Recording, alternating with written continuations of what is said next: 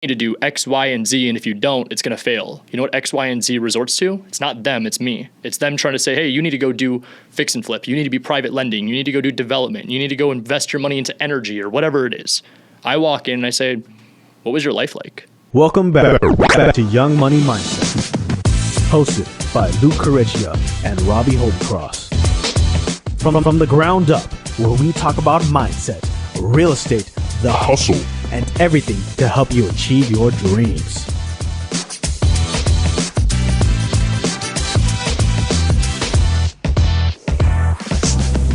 Welcome back to Young Money Mindset. We're super excited to have Ryan Zolin, a guy that I've been following on social media for quite some time, so it's cool to be in studio with him.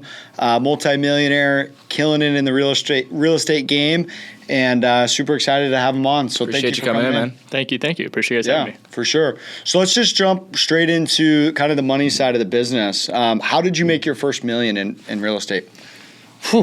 So, I started off as a realtor. I did a lot of traditional real estate. My first mentor, I always kind of explain it like I did way too much for a guy at 18, 19 years old. I was doing commercial deals. I was doing business broker transactions. We did about like 60, 70 million before I made my way to the investment side. So obviously 60, 70 million in sales does not equate to $1 million in revenue. I had a team, I had a partner, I had a brokerage, and I was the type of guy that was willing to discount myself to any measures possible just to be able to get in the right rooms and learn as much as I could. As for the investment and making the first million, it was all through wholesaling. Through wholesaling. Okay. Wholesale, yeah. And then did you do, because I know at one point you did some fix and flips as well. Yep. Did you make the first million prior to jumping into the fix and flip game, or did you do it after? Because I get a lot of wholesalers messaging us saying, hey, when should I jump into the fix and flip game? Should I focus on wholesaling? Should I be dabbling in the fix and flip? Great question. I was this close before flips. So the flips plus obviously the wholesale, multiple streams of income, and still being an agent mixed together got me to that million. I always say that the barrier for wholesale is high active income. When you want to start talking generational wealth, you want to start talking net worth, you want to start talking about passive income, that's through buy and hold, that's through going in and investing into private lending, that's diversifying what active income you've already made through wholesale. So obviously you're pretty good as an agent then before. So like when you did get into the flip side of it, were you able to fund your own deals from the start? Were you bringing in partners? How did that look for you? Great question. We had multiple. So we had business partners. We had a guy on my team that was running the flips where he was funding it and then I was going and acquiring it. So the split dynamic actually worked out in our benefit, and I got chewed out by a lot of mentors because it probably should have been a little bit of a more favorite split to myself. But what we were doing was I was finding it, sourcing the deal, and then basically selling it with my team for free on the back end. So we were able to give it at cost, and then the flip side within our team was able to make more money, and then we were able to go and then make more profit. So cherry picking the flips out of there and then wholesaling 100%. Off the rest. 100%. Okay, very cool. And that's kind of a similar position to where we're at today is cherry picking flips. Primarily wholesaling, but also, having that luxury of being able to grab a deal, take it down, take it to the finish line. And then when did you get into like buy and holds? Because I know that's also another thing that kind of ties into that. So when did you jump into buying your first rental? Can you unpack that for us? It's always weird explaining this one because I have a rental that is family owned, but I was able to source the deal and I get a percentage of it. So like my first rental I actually had before my primary house. Then after buying my house, then we ended up buying another rental. I've got one in downtown Gilbert, and then we just bought 16 units out in Tennessee. So it started after I started making some real money, but it was honestly just to offset taxes and to be able to get the benefit of taking my high active income down lower. Got it. Okay. And then tell us about the 16 units in Tennessee, because that's always something interesting. I know multifamily is kind of the craze, right? You see a lot of single family guys, residential. That's what everybody's trying to get into eventually, though, right? And I'd imagine the barrier of entry out there is quite a bit low. What part of Tennessee is it in? It's a smaller town, so we close on it in a couple days, so I'm going to try to keep it a little low-key. But we've got 16 units, my family members out there, and essentially what it came through was that I've been teaching him wholesaling, agent outreach, all the stuff that we do. He found a local seller. The broker actually was going to be the one to list it. They called my cousin, was like, hey, I think he just wants to sell it directly. The broker didn't want anything out of the deal. So he went to the seller because he already knew who he was, worked out a deal, here we are. Man, that's awesome. Yeah, very cool. And I guess that just shows the power of community as well, Always. right? And that's one thing I wanted to touch on right now with you is like, I know you guys have an awesome community over at Agent Investor. I did get a chance to go over to, your mastermind that you had and just learned a ton, talked to a lot of different community members, spoke with, some of the guys that were on stage that day. Yep. And just the value you're providing your community is just incredible. So how do you, like as a leader, right, as someone that is providing that value, how are you constantly learning and evolving to be able to pass that along? I think that the biggest thing for me is that there's no ego. So where a lot of people in real estate go wrong is thinking that they're better than they are or thinking they deserve more than they do. And I'm not going to be the guy that ever says what somebody's worth is or what value they bring to the table. But for me, my reputation, as everyone always says, enters the room before I do. So if there was times where I'd walk into a situation and I could put my ego aside and leave it at the door, that leads to more opportunity. So as for being a leader and a teacher, there's a lot of humility. There's a lot of failure. There is no sense of, I closed one deal and magically became an educator. So I ended up doing, I don't even know how many wholesale deals. There's probably about 200, 250 wholesale deals before I launched Agent Investors. And it was all specific to agent outreach and MLS deals. So I didn't go in and, again, do direct to seller or take agency deals and then say, I got this. I went in and I focused in on one specific strategy. I focused in on that entirely. And then I was able to go and replicate that and share it and do it nationwide. So it's just always evolving. It's no ego, no entitlement. And it's just trying to constantly level up myself. Yeah, to kind of piggyback off of that, I know you were working on a deal with the MBA, and it's more of an educational thing. So a lot of the things that you're teaching are just through experience. And are you still working on the deal with the MBA then? Yeah, so it got paused a little bit because we're trying not to fumble anything. I don't want to be the guy that goes in that's like, hey, I'm trying to figure this out as I go. I'm trying to go in and say we could do X, Y, and Z. So what our main goal is, it's not even necessarily to go in and partner with a specific league or try to be the face of something. Again, no ego. I'm trying to be the guy that goes in just leads with value. I don't think there's many people in real estate that could walk into a room, sit down at a table like this with some athletes and say, tell me about yourself. Everyone walks in and they say, you need to do X, Y, and Z, and if you don't, it's going to fail. You know what X, Y, and Z resorts to? It's not them, it's me. It's them trying to say, hey, you need to go do fix and flip. You need to be private lending. You need to go do development. You need to go invest your money into energy or whatever it is. I walk in and I say, what was your life like? What was it like growing up? How did you make your first million? What kind of things do you like about sports? What we can actually unpack is that most of them, they do it because they can provide for their family. Most of the people that I talk to, it's not even really a passion. They're just good at it. They're 6'10". They're 200 Right, they're pounds. good at their jobs, right? They're So good you at go and their do your jobs. job, right? So I want to go in there and I want to problem solve. I want to unpack some things and let's figure out exactly what you're working on and how I could be of service to you. So you're not going in and setting out a game plan and hey, this is how you take $500,000 and turn it into this. It's more of like a mindset of like, how do you control what you've made and continue to prosper in that way then? So it's more just, you're coaching on mindset then more than anything? Mindset, personal development, and then more importantly, teaching them life. At the end of the day, they only know sports. I only know real estate. I have a lot to learn even in the life aspect, but I think together when we sit down, it's a collaborative mentality. So they'll teach me, I teach them. Very transparently, I like sports, so I get cool experiences. I get to go and hang out with them, but I look at them as an equal. I don't look up to them as like, oh my gosh, I'm a fan. I need to be around this person. Can you go do this, this, and this? I go in and I'm like, hey, what's up? How are you? What do you do? What happens, God forbid, you snap a leg on the next play? Too many of them are out there trying to provide and they're trying to take care of their family, which is a great thing, just to make it clear.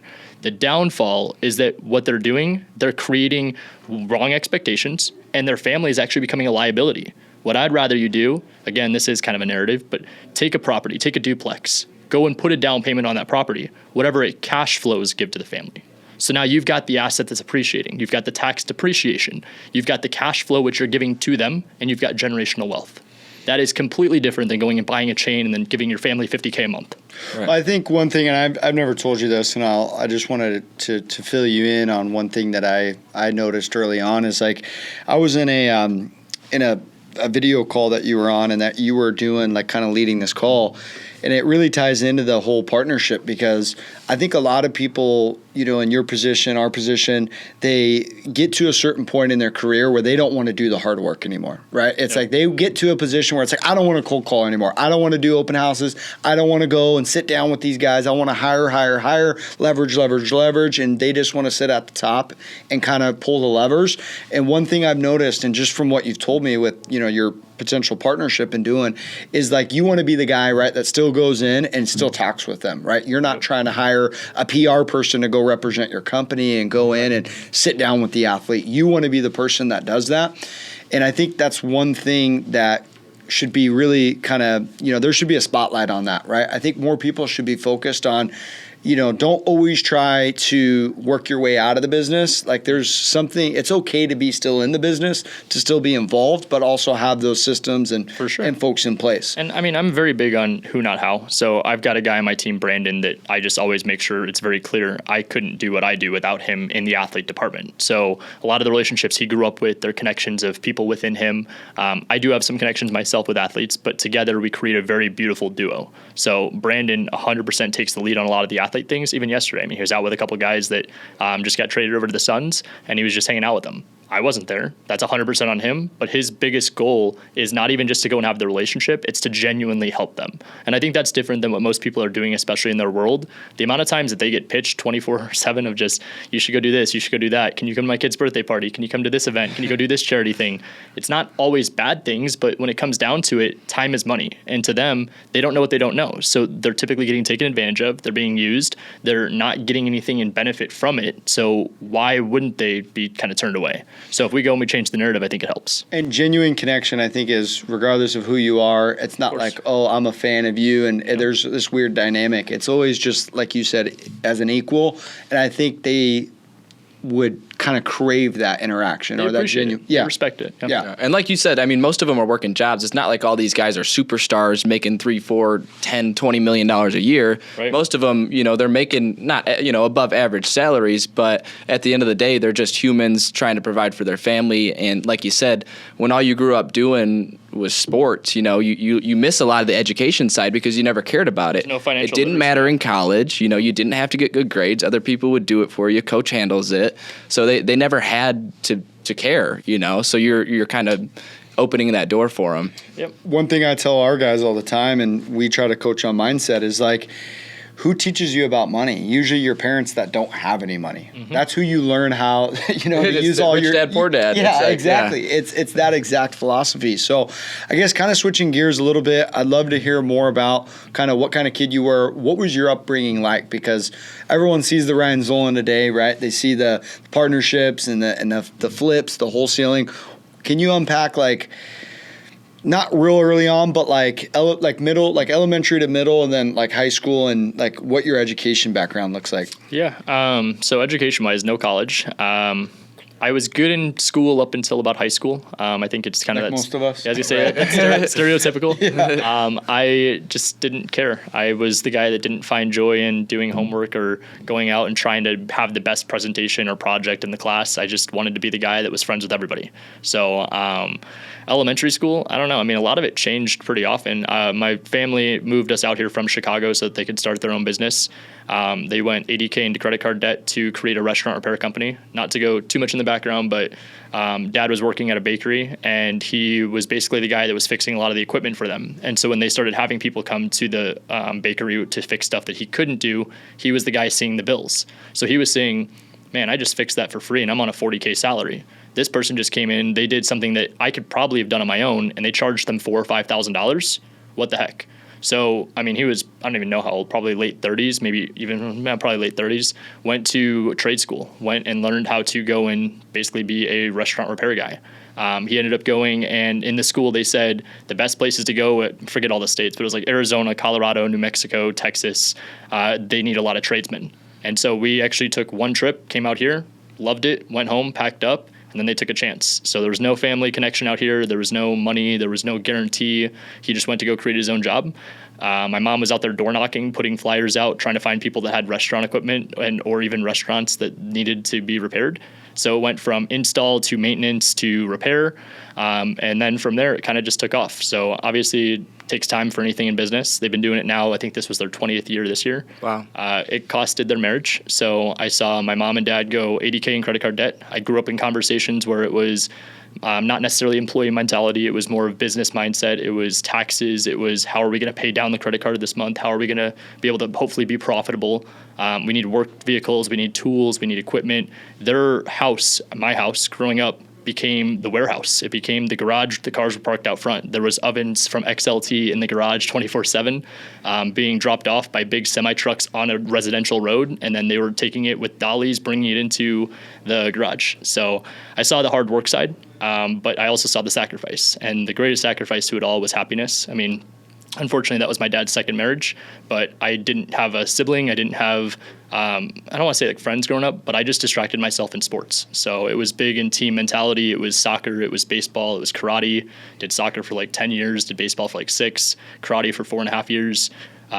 Pretty much every single day after school, it was who's taking Ryan to practice, who's taking Ryan to karate, whatever the event was.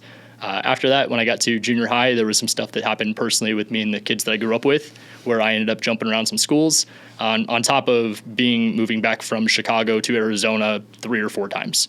So mom and dad, instead of just ripping the Band-Aid and divorcing, they were like, okay, well, let's go back to Chicago, take a little bit of a break. Let's go back. So just for perspective, started kindergarten out here, ended it, I think it was out here, but started first grade in Illinois, ended it out here, started second grade out here, ended in Illinois, started third grade out in Illinois, ended it out here. Wow. So it was like back and forth, where it was like I had 2 sets of friends that kind of knew who I was, but it was always like, are you leaving? Are you staying? I don't know. Kind of was a difficult, It was environment. That's tough on a kid too. It was, and it was good perspective. I mean, at a young age, you don't even know what perspective is. You just go with the flow. But going back to it all, I saw sacrifice. So I saw my mom have to basically raise me, and my dad was always gone. At all the sporting events and stuff, I was the kid where dad was never there. Dad was the guy that always had to go and provide and go do the installs and all that fun stuff.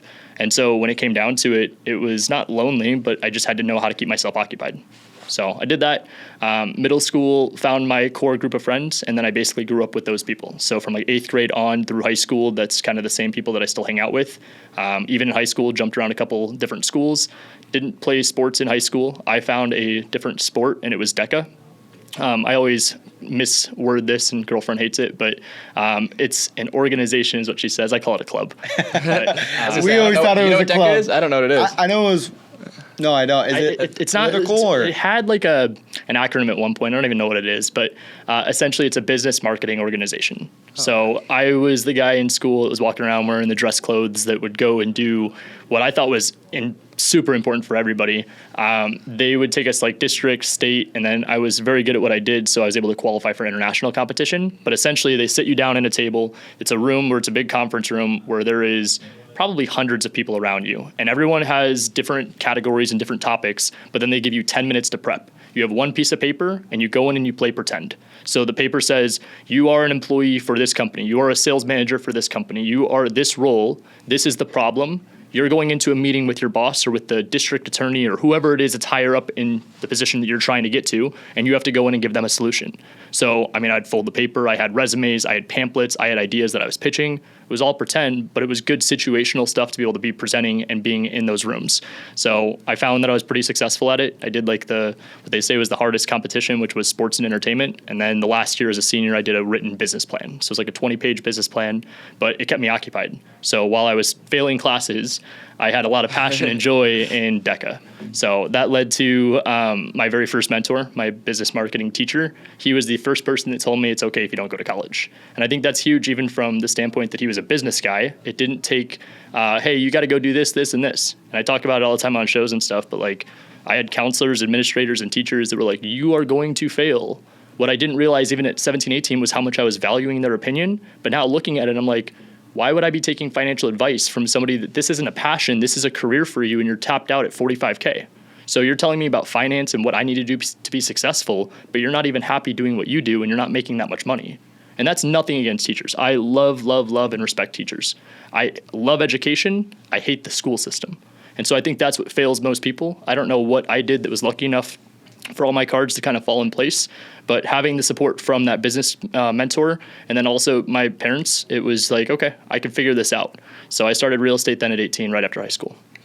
Yeah, and I think there's something to be said about more kids, I feel like as time progresses, feel more comfortable not going to college. Because, like, I guess our era is kind of one of those generations where Like, we were told that. We were told, like, if you don't go to college, right, especially like in high school, like junior, senior year, when everyone's getting, oh, I just got accepted to ASU, or hey, I'm going out of state, I'm going here, I'm going there, and you're the kid that's like, I'm not going anywhere. I'm not going anywhere. I'm going back home. Definitely what you were supposed to do. It was. And the only reason I did it is because I had no idea what I wanted to do. And looking back now, if I would have just got my real estate license, you know, it's crazy to see what you probably could have done with that extra 4 years that I wasted away, you know. And so you didn't go to college, right?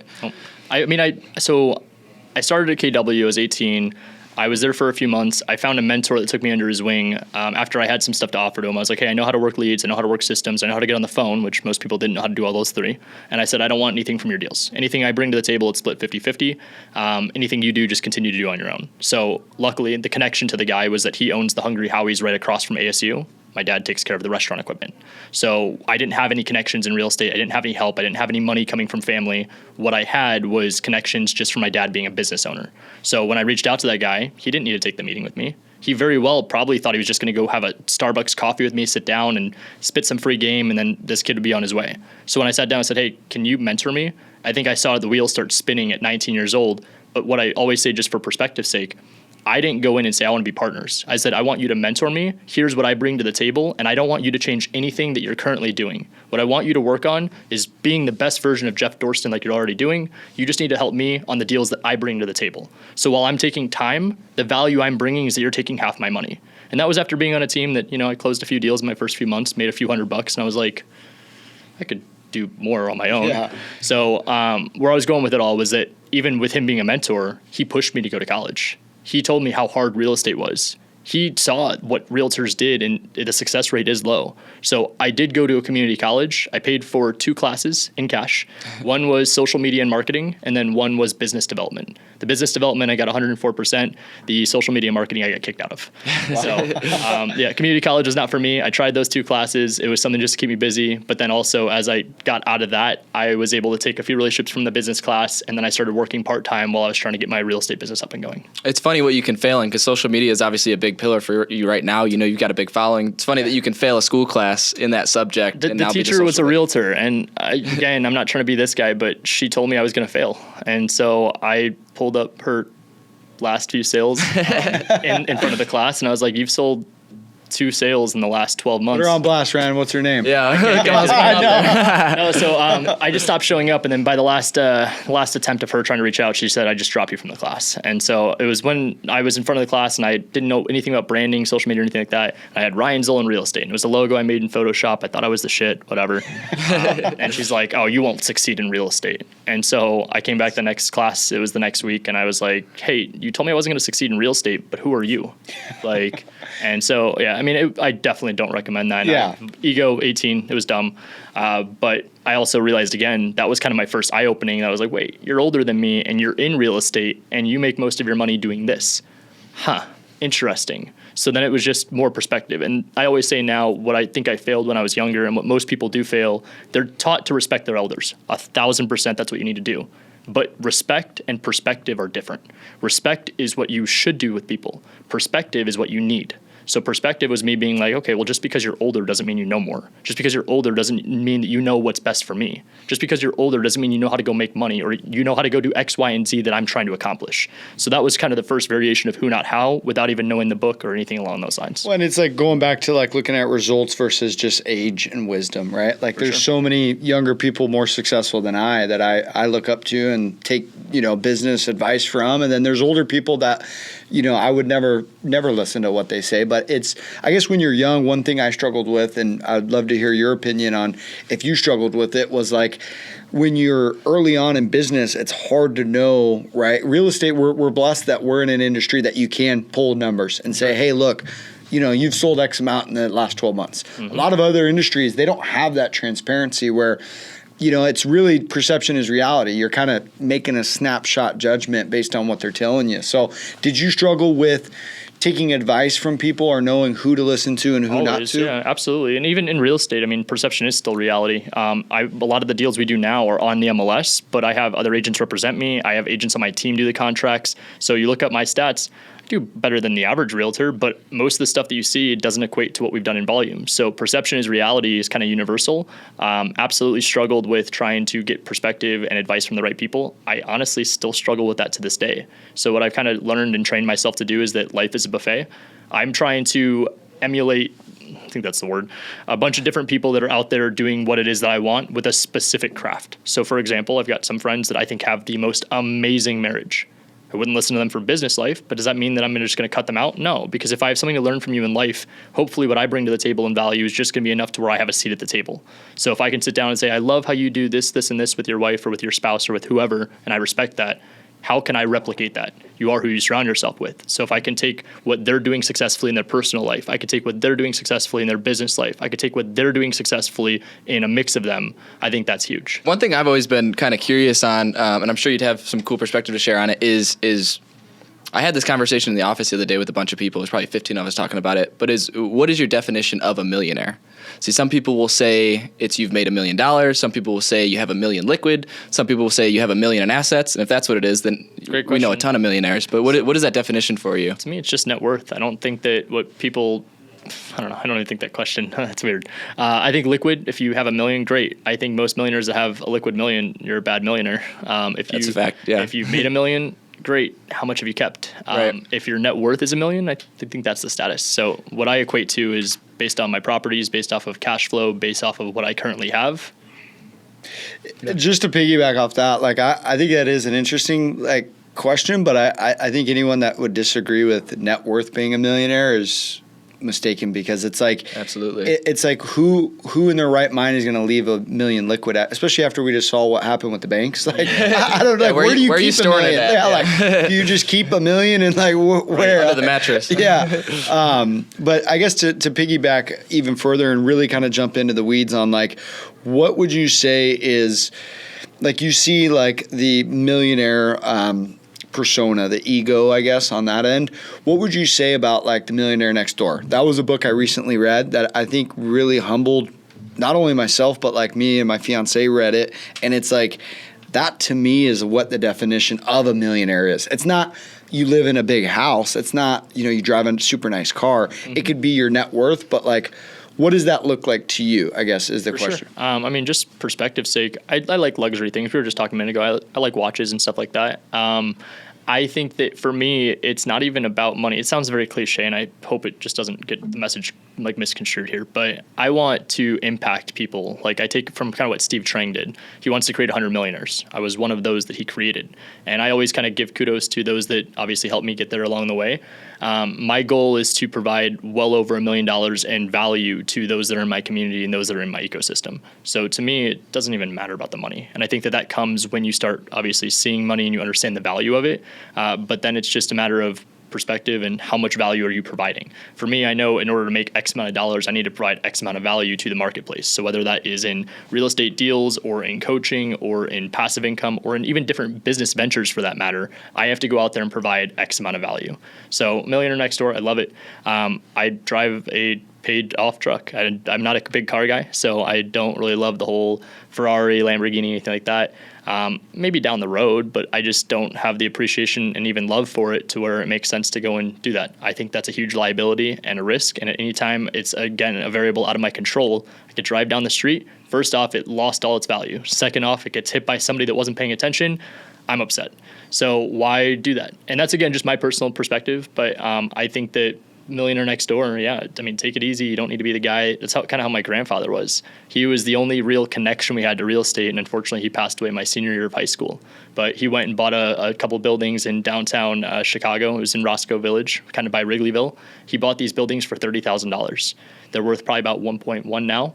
My mom, my aunt are the owners of it. It cash flows like crazy. It's an older building, needs some renovations, but he lived well below his means. He was in the smallest unit inside there was 4 or 5, 6 of them, but he was in the smallest unit. He had a garage, but he was renting it from a neighbor down the street. So he did that so he could have more units, more money, more cash flow.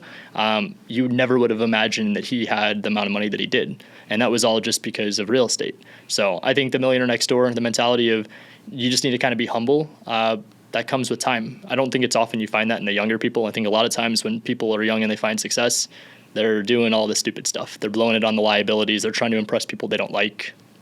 I don't think that matters. I agree with you, but like one thing, just a personal being vulnerable here with you guys, like the one thing I struggle a lot with is like you work so hard to do all this stuff. It's like at a certain point, when do you enjoy that? And I don't think there is a right answer on that. I don't think it's like, I don't think it's like when you make X amount of dollars, you enjoy it. I think if you could pay for it twice, that's when you do it. I think where people go wrong is that when they have the credit card and they're like, well, I've got 10 grand in the bank and this is only 11,000, I could pay it off. You shouldn't do it. If you can pay for it twice.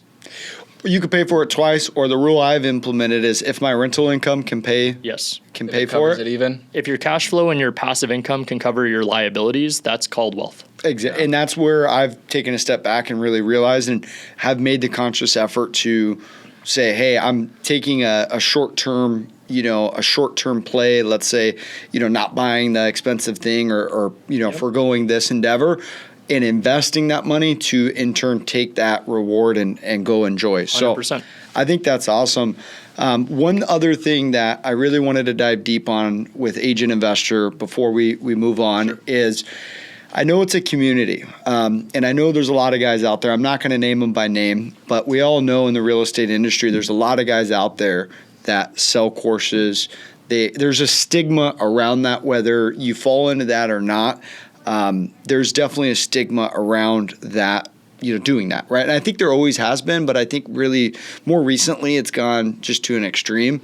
And one thing that I really observed was back in June, right? Our business got hit. I think everyone's business got hit. Mm-hmm. We all kind of slowed down, and that's when the courses just seem to accelerate, right? For sure. So where I'm going with this is, I guess, and one thing, and I really respect, and just to be really clear to our audience, if you need mentorship, I think Agent Investor is definitely a really good platform, and I know what he's done with his students. So just to lay that out, but I think other courses, other communities maybe aren't being provided as much value. So How do you judge a community? How do you judge someone that has a course? If you're out there listening to our podcast, how do you pick the course you want to buy? So first off, you have to see who the person is and make sure that's somebody that you want to try to be like. A lot of the stuff where people go wrong in education, it goes back to ego. I think everybody's going to get up there and tell you why theirs is the best. I'm not going to tell you mine's the best. The only thing I ever say that is biased is that I think mine is the best place to start.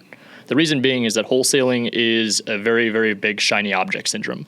Absolutely, courses blew up. I don't know if it was right place, right time, or luck of the draw with me, but I launched it April 1st last year. So April and May, we had a huge boom at the beginning. June, we got hit too. We were doing 30, 40 deals a month. So when we launched the course, it's like, holy cow, I want to do 30, 40 deals a month. What ended up happening, which I think was even cooler to the people inside my top tier course, they saw a different kind of Ryan that the public doesn't see.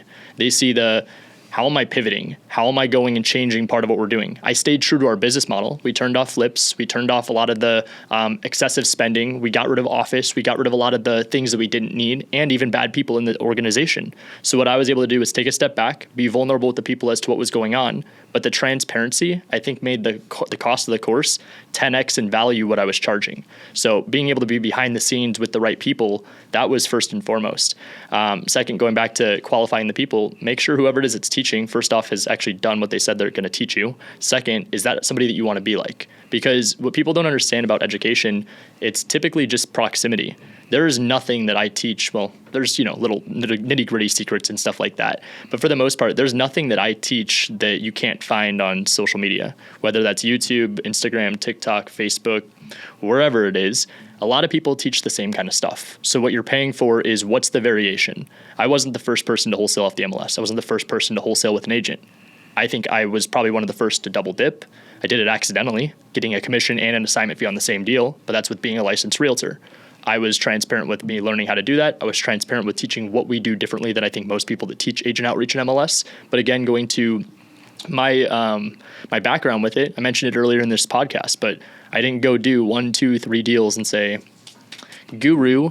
I went in and I did like 250. I did 250 of those transactions where we made damn near close to $1 million in revenue without spending $1 in marketing. All the money that I spent in expense was a waste. I mean, I don't want to say it was 100% a waste. I put it into culture. I put it into what I thought systems were going to be the help. I put it into what I thought different lead ventures and different opportunities could have opened up to.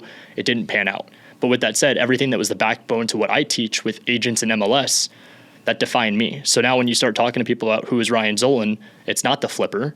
It's not the guy that owns a bunch of rentals. It's not the guy that has a bunch of cash flow. It's the young guy that found success working on the MLS and working with agents. That's my background. And that is brand. I think what's difficult, at least that I've found, where a lot of people struggle with is you don't really know who the person is unless you're having a conversation like that. For sure. And when you look at the Instagram page, you look at the YouTube reel, or the YouTube short, the Instagram reel, you don't really know who these people are. Highlights. And I feel like now we've gotten to a point where you see it's kind of a meme. It's turned into a meme where it's like, oh, all you need is $200,000 in an FHA loan and this, and this, and now you're $1 million. Like, so it's kind of even gone the other way. You know what I mean? People making fun of it a lot. Yeah, exactly. Like, and I think you had sent me one that was like, or someone sent me one that was like, that was doing that. So I guess like what you do is awesome because you give that proximity to your students. It's not like, hey, you buy my course and you talk to 20 people in my company. And you're in it and you're leading from the front,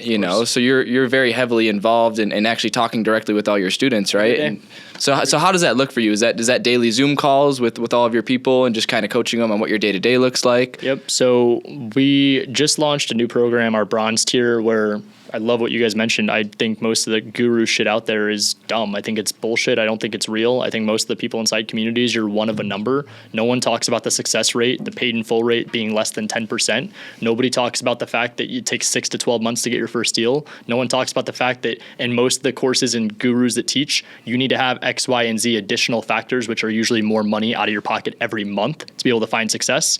That's what I think mine is different. I am the guy who can go show you how to do this, working with agents and on-market deals without spending any money. I promote a few softwares, Privy and Batch, where they help me and I use them every single day. But with that said, you don't need it. So I'm the one guy that probably affiliates things too that I'm like, hey, don't get it. Most affiliates say, hey, this is why you need to use it. Make sure you use this code and send me a picture after you've used this code so I'll take a 10-minute phone call with you.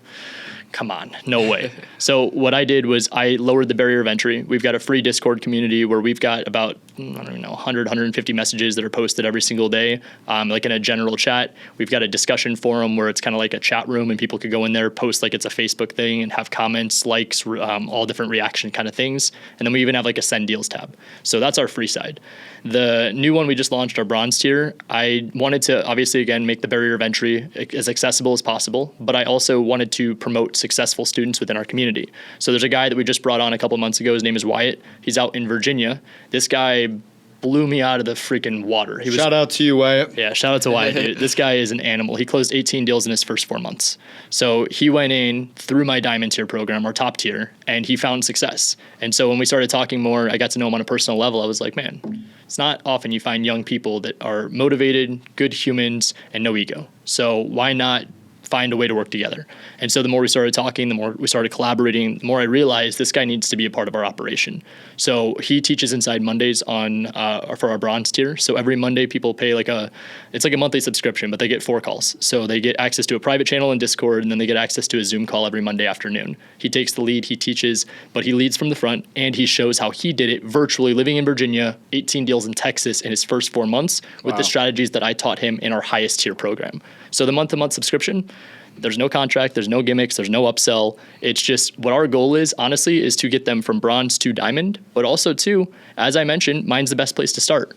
I haven't had this happen yet, but I always put it out there as a disclaimer. If someone were to come in, pay for our month-to-month thing, get a couple deals, and then say, man, I hate Ryan, I hate agent investors, this strategy sucked. I'm prepared for whenever that happens because my goal is that if you say that, this strategy just isn't for you. It's not that you went in and spent all this money and time and didn't get anything from it. You were able to go in, and after even 4 months, 5 months, you've spent less than $1,000, which most of the courses out there are around 10 grand. But 4 or 5 months, we've shortened the learning curve. You're out of pocket minimal. And then from there, you could evolve. You can go do fix and flips. You could go do buy and hold, private money lending, creative finance, whatever it is. Well, one thing too, and I mean, I know you don't know me really on a real personal level, but I would like to think that you a little bit, we've talked handful of times, and like I'm pretty skeptical, I guess, in nature. Like I'm pretty skeptical of like who I really pay attention to. And one thing that hit me is going to that mastermind and just seeing, the Asian investors there, right, that have flown all across the country to be there,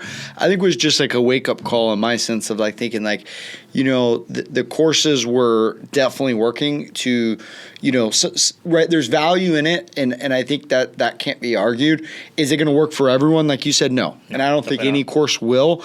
I think really where it comes down to is the value exchange for the amount of money you're paying. And if the cost of entry is extremely low, and I think the value is there, I think it's hard to lose as the consumer. Well, and that's the biggest thing where I get passionate and worked up about it is that people spend what money they don't have and they call it a Hail Mary. This is a miracle. And a lot of times the guys that have the courses, they have sales teams. They have people that come in there and they paint the picture. They paint the dream for them to understand that you could go and do this. And then they replicate, or they try to say you could go replicate X, Y, and Z that were my successful people. That doesn't cut it in 2023. If people aren't telling you it's going to take you twice as much work to make half as much money in this current year, they're full of shit because it does. It takes that much money. So going back to like schedule, Monday is that. Wednesdays I spend with my diamond tier students, my top tier, and then Fridays I do one-on-ones. And I think that's one of the other things that separates me.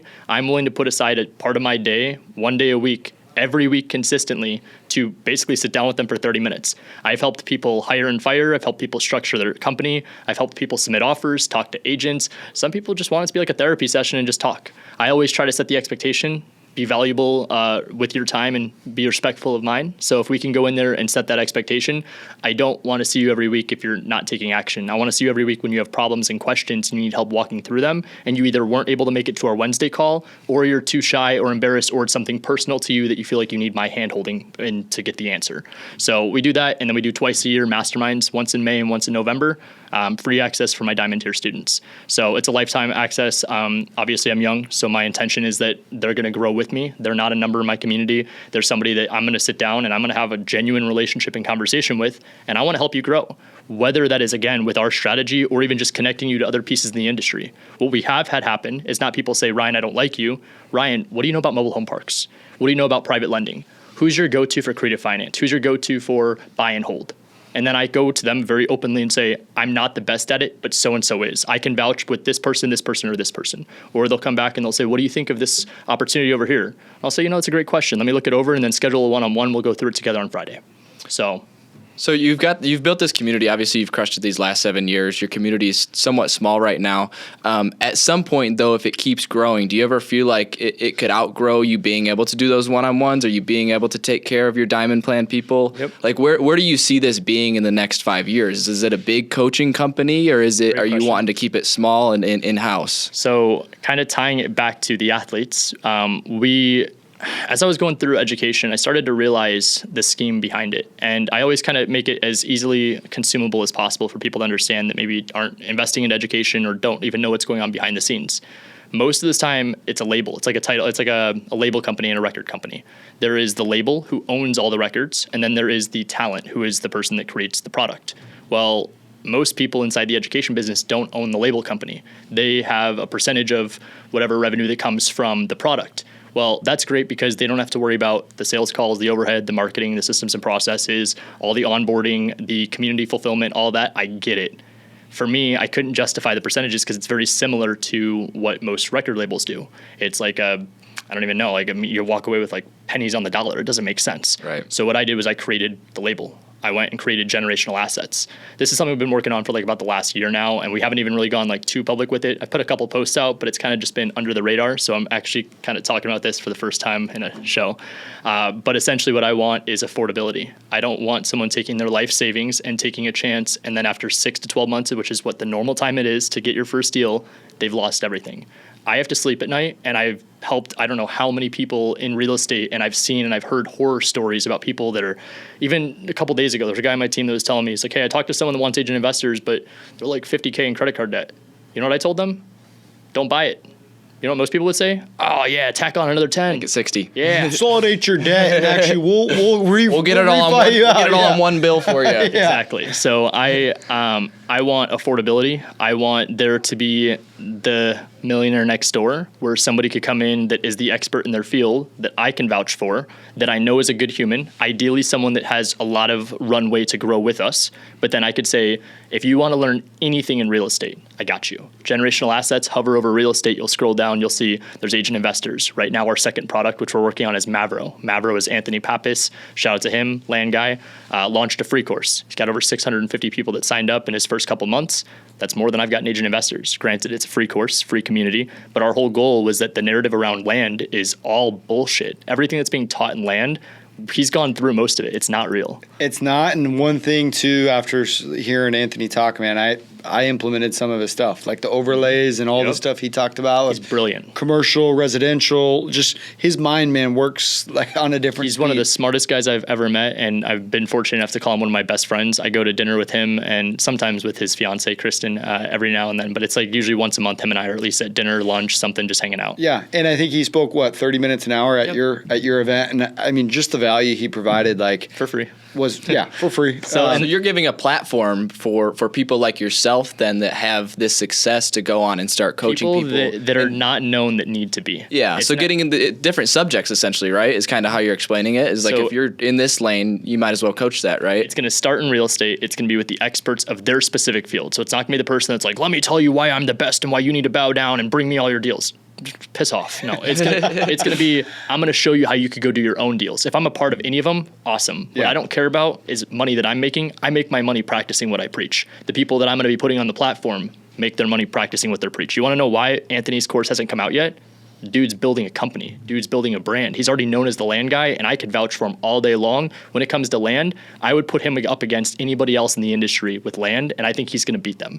If he doesn't, he's giving them a run for their money. And I would say the exact same thing for me with agent outreach and MLS. If I'm not the best, I'm giving whoever it is a pretty damn good run for their money. Love it. So I want all those people in real estate, and then we branch out. Then it becomes financial literacy. Then it becomes, how do I invest into stocks? How do I invest into, like, for example, my financial advising company? How do I go create an LLC? How do I go have a bookkeeper? How do I go and create an actual business? Then Private equity. Exactly. Yep. So it's going to lead to a financial literacy platform down the road. And then in a perfect world, it's going to compete against trade schools and colleges. So when you're out of high school, you're 18 years old, don't go get a $40,000 loan.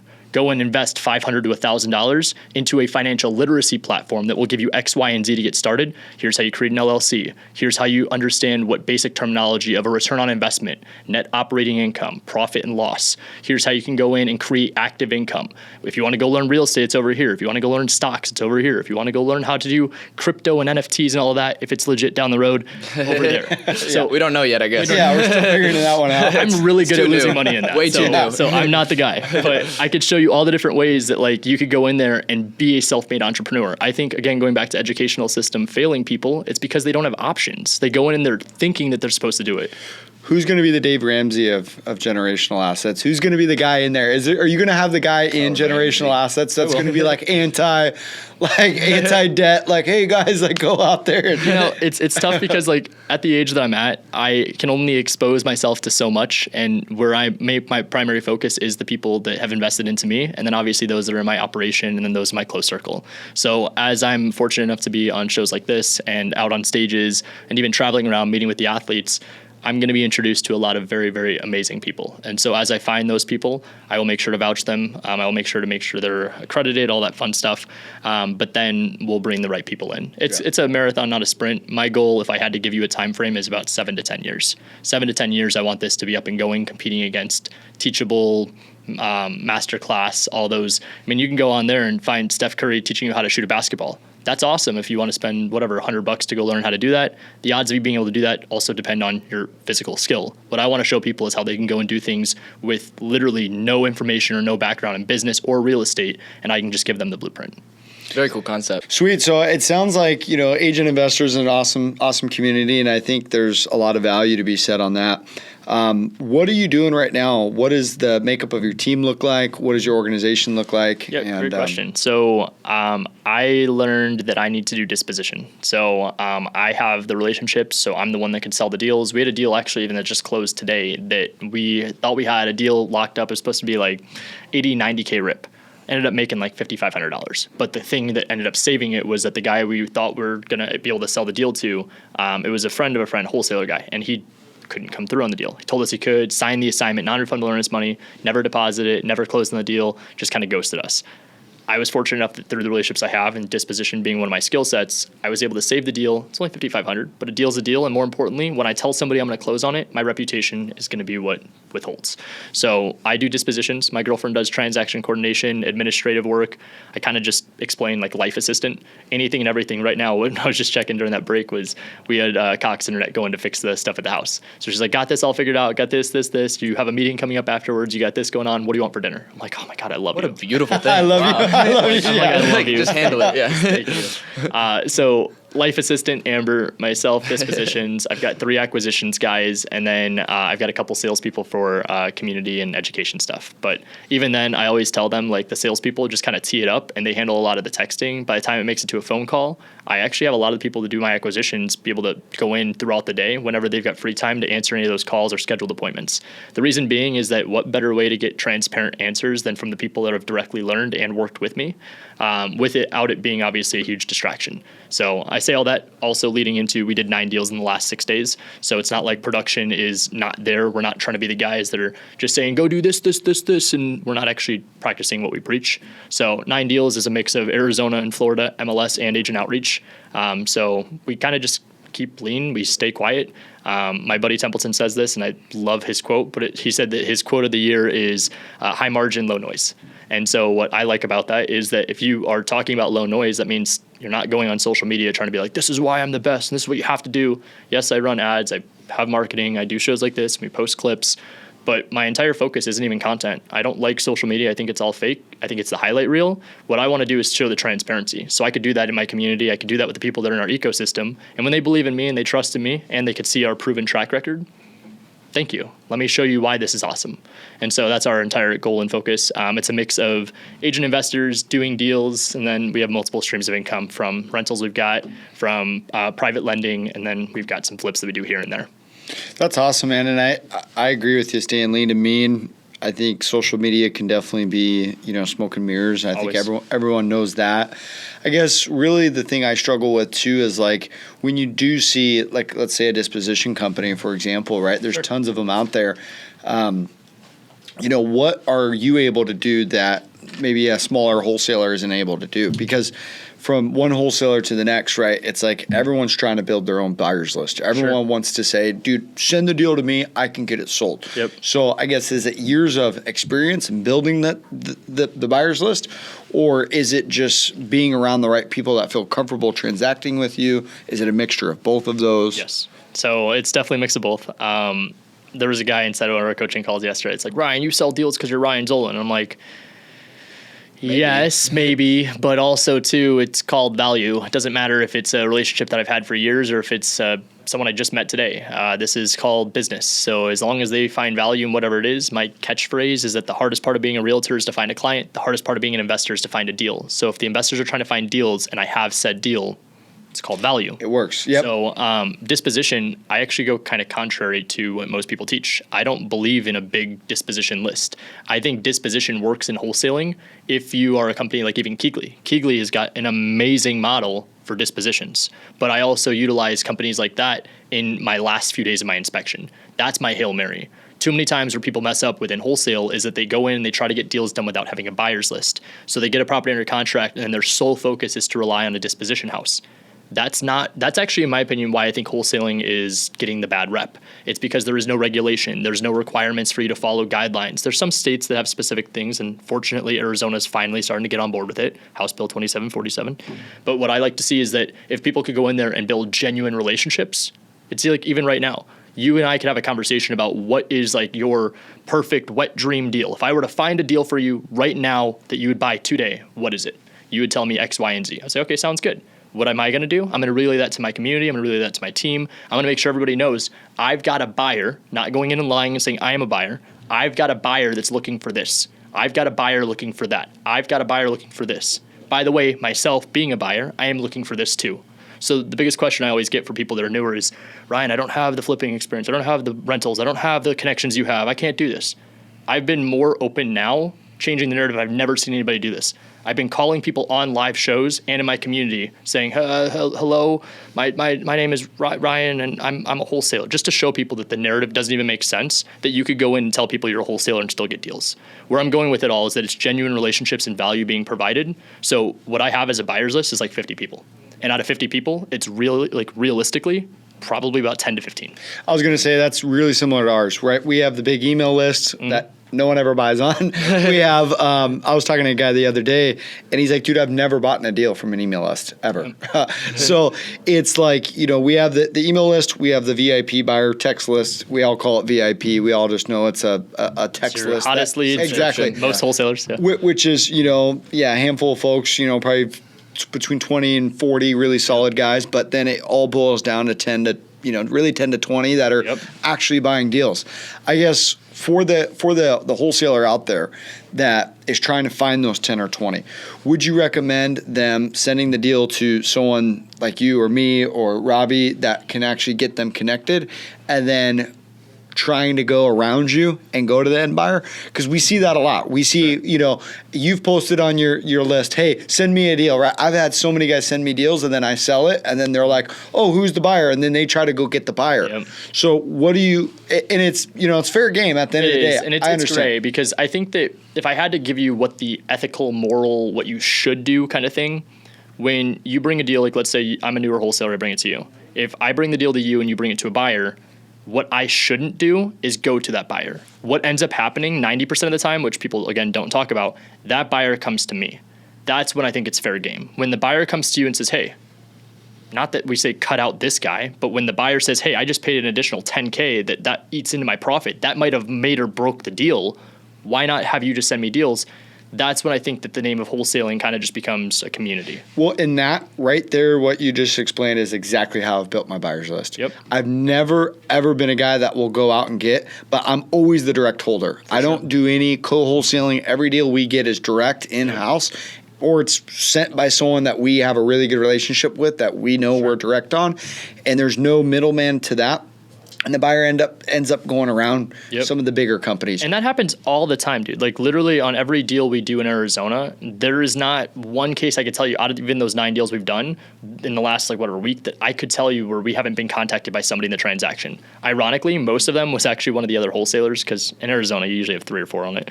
But we had a number of them that came to us that were like, hey, how'd you acquire the deal? And I was like, oh, that's new. Interesting. Yeah. Agent outreach. And they're like, oh, what's that? I'm like, holy cow. Yeah. Where are you? Like, let's talk. So I think that what it comes down to is 10% of the people do 90% of the business. And if you understand that 10% know each other, don't be surprised when you wholesale a deal and it gets wholesaled to somebody you already knew. Don't get upset. Don't let the ego go there. Just understand you asked for a price and you got it. Where it usually gets frustrating for people that are wholesaling is when this wholesaler talked you down in price just to insert their fee in to be able to bring it to a buyer you knew. So if you can understand the value in that is that when someone brings you a deal, it's a yes or no, or I may have somebody else interested. Let me see what I could do. That's what the conversation needs to be. It's value. It's going in telling people transparently, I'm not the buyer. I have somebody interested. Are you okay if I send it to them? And that only works. I tell, wholesalers come to us all the time. I tell them I'm the buyer only works one time, right? Once you burn a wholesaler is saying that you're the buyer and you go wholesale it. Purely relationship. Exactly. And then no one believes you're actually the buyer because the last deal you did, you were wholesaling it. So it's the safest position to be is when you are a disposition wholesaler and the expectation is that you're just going to help them disposition the deal. So that's where I think the disposition model is phenomenal. But what people need to understand, it is all relationships and it's all branding. Yeah, not to cut you off. It's not taking, and I'll be the one that says it's not taking Keegley's list and reblasting that out. Yeah, and I think it goes not even just for Keegley. I think it's for every wholesaler out there. I mean, the amount of people where daisy chaining became a thing is that you get a property sent to you in an email, you see the email, you mark it up $10K and you send it to your email list. That's the problem. It doesn't matter who the company is. I think that if you can go into that company and say, hey, I think the numbers work on this. I have someone interested. Can I wholesale to them? Can I send it to them? It's asking for permission. And I will give the huge shout out to Jamil Damji on this. He's the one that taught me that in astro flipping. It's not even necessarily having the JV agreement. It's getting a text in writing with just permission. This is relationships. This is transparency. This is just providing value. And piggybacking off of the transparency thing, you just mentioned a bill. Can you talk a little bit about some of the regulations and things that you're starting to see Arizona implement? I love it. I love it. I think that what ends up needing to happen down the road, I think you're going to need a real estate license to wholesale in every state. In Arizona, the additional clause addendum just got extended. It'll be, I think it's in July, it'll be coming out. And so in July, there is a new addendum that you have to be signing that specifies it's kind of stupid. It shows you that realtors don't understand wholesale, but you have to sign off your initials, the buyer and the seller, saying I'm a wholesale buyer or I'm a wholesale seller. I'm like, I don't really understand what the difference is, whatever. So there's that addendum. There's also the fact that you have to disclose just in writing that, hey, this is what my intention is. And then third is that the House bill is going to be going after people that don't disclose properly. So if you go in with the intent to wholesale, it just needs to be stated. And I think that's fine. I started a new show where on Tuesdays I'm with Batch, and it's literally called Agent Outreach Live. Today I went in and I'm like, hey, I wholesale, I do this. There was one agent today that was like, no, I'm not your person. Cool. That's fine. Move on to the next. There's 40,000 out here. And sometimes a win is getting off the phone as quickly as possible. Of course. And more people, I coach our guys on it all the time. If that is that agent, get off the phone, get on to the next call. For sure. Because that ultimately compounded over time is going to be that differentiator between your success and another person's. Like, for sure. Being able to get off the phone and call that next agent and get a deal or dispo or whatever you're doing, I think is really something that's helped my career a ton. So staying on that, I know regulations coming out. Arizona is changing. I know a lot of people, the buzzword is wholesaling virtually. I have never done it. I don't have experience in it. I've just stayed here in my backyard here in Phoenix. It's what I know, It's what I like. What would you tell a person like me that does want to maybe do a deal in Florida or Texas? Yeah, so I think that first off, you need to have the buyers. You need to have relationships lined up. Buyers first is always the mentality that I teach. You go in there and you have to qualify them. You have to find out, are they wholesaling? And it's not bad if they do. I'm not like a couple brokerages that I won't name that you can't go in there and wholesale deals, but they're wholesaling. So what I'm going in and doing is I'm telling people, I just want to know what your buy box is and I want to see your last few deals. That eliminates the fact that if you're a wholesaler, you can't provide your last few deals. So if they go in and they say, oh, well, this is my partner's deals. Awesome. This is called expectations. So now when I send a deal to you, it's not the expectation that you're going to buy it. It's the expectation that you have a buyer.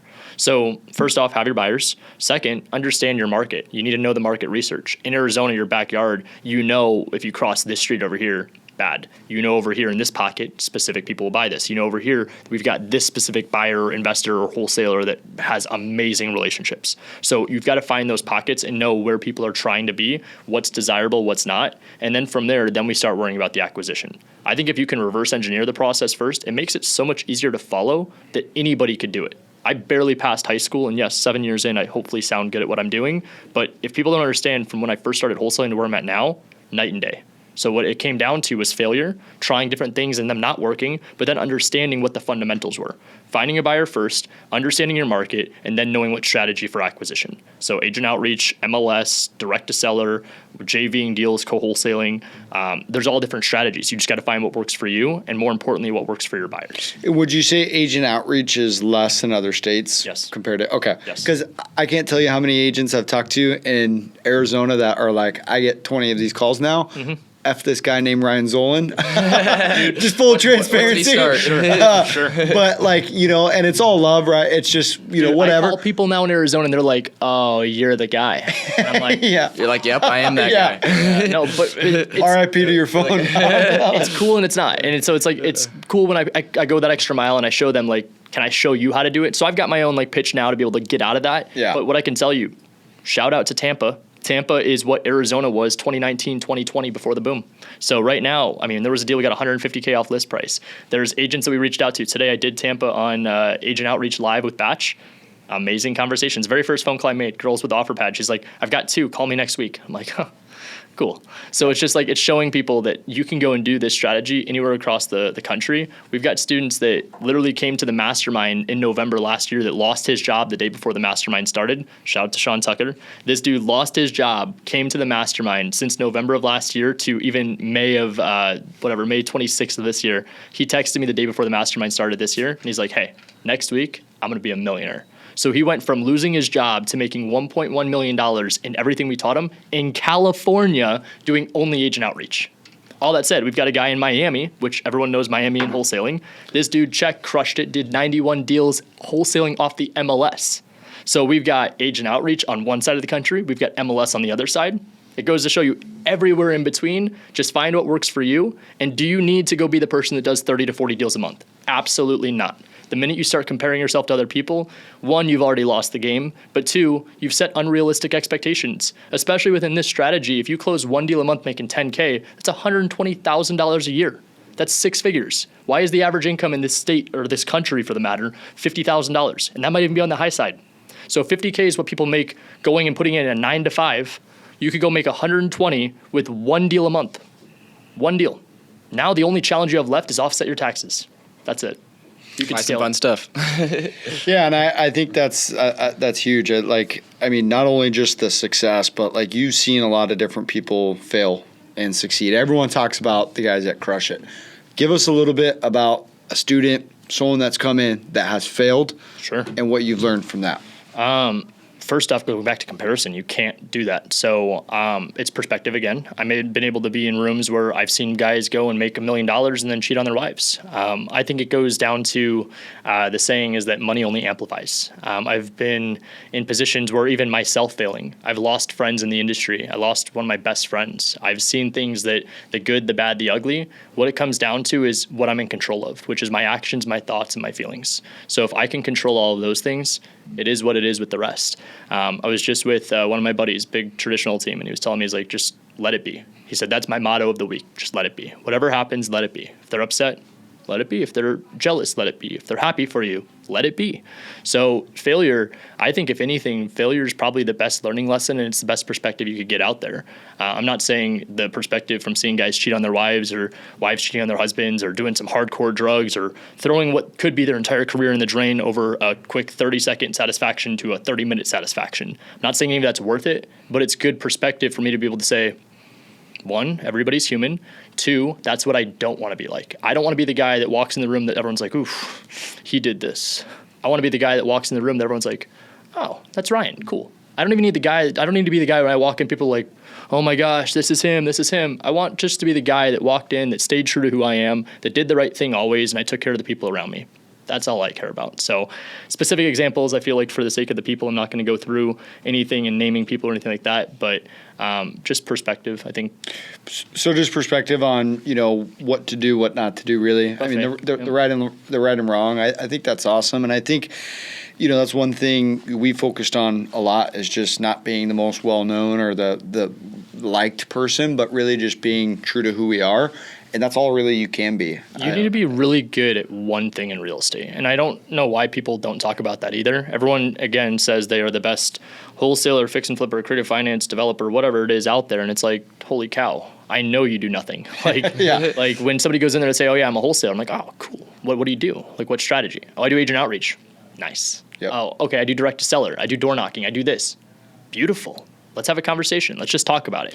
Well, and to take that further, and we can, in conclusion here is like, I think being good at one thing, but also being good at one thing. Like for us, it's cold calling. Mm-hmm. That's how we get business, Absolutely. Right? It's not like we're doing direct mail, cold calling, social media. Like all of this is just ancillary. It's not even something we focus on. Cold calling is how we get deals. Mm-hmm. That's our one pillar. So it's the one thing we do, but it's even more niche down to that one pillar of I think it's what you just said. I mean, it's maybe even taking a step further. It's not being just good at something. It's being great at one thing. And I love, Walter Payton said this. It was a great quote.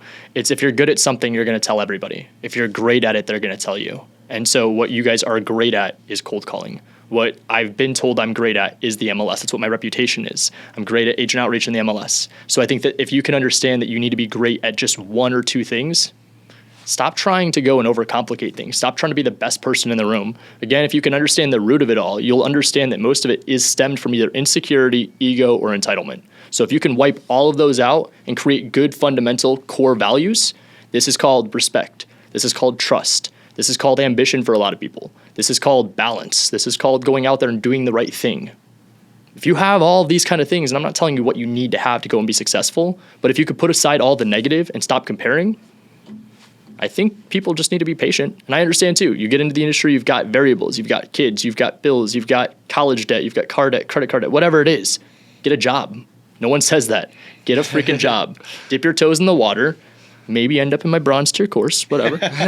Dip your toes in the water, be in something where you're not breaking the bank, but you're in the proximity. That's what you need to be paying for. That's what you need to be around, regardless if you're even paying for it. You need community, you need collaboration, you need people that are actually going to give a shit about you. And that's what everyone talks about with legacy. Legacy is going in and understanding that when you're all said and done, you're going to die alone. So if you're going to die alone, what do you care about what was left over from you? For a lot of people, it's generational wealth. For a lot of people, it's going in and hopefully it was the memories and the experiences and it was how you made people feel. For me, it's about how many people I impacted. How many people, when I pass away, God forbid if it's even soon, but like I want for people to be like, man, Ryan, he changed the game. He was the guy that disrupted the industry. He was the guy that did X, Y, and Z that nobody else did. That's what I want. So I think people just need to have some real conversations with themselves. Look yourself in the mirror, journal, find whatever your outlet is, meditation, yoga, working out. Find out what that is, stay true to it. Don't get distracted by all the shiny objects and just focus in on one or two things. I love it, man. Take action. Yeah, absolutely. I love it. And, in conclusion, I just really appreciate your time today coming in, dropping knowledge bombs on I learned us. a lot. I think our viewers are going to learn a lot. It was great. Really appreciate you coming in. Of course. Cool. I appreciate you guys having me. Awesome. Thank you, guys. Catch you on Make the sure next you one. guys stay tuned to Young Money Mindset. We're going to be here dropping a podcast for you guys probably bi-weekly. Don't hold us to it. We're trying to really stay consistent on our schedule, but as you know, things happen. So we appreciate it, guys. Have a great day and kill it. Appreciate you guys.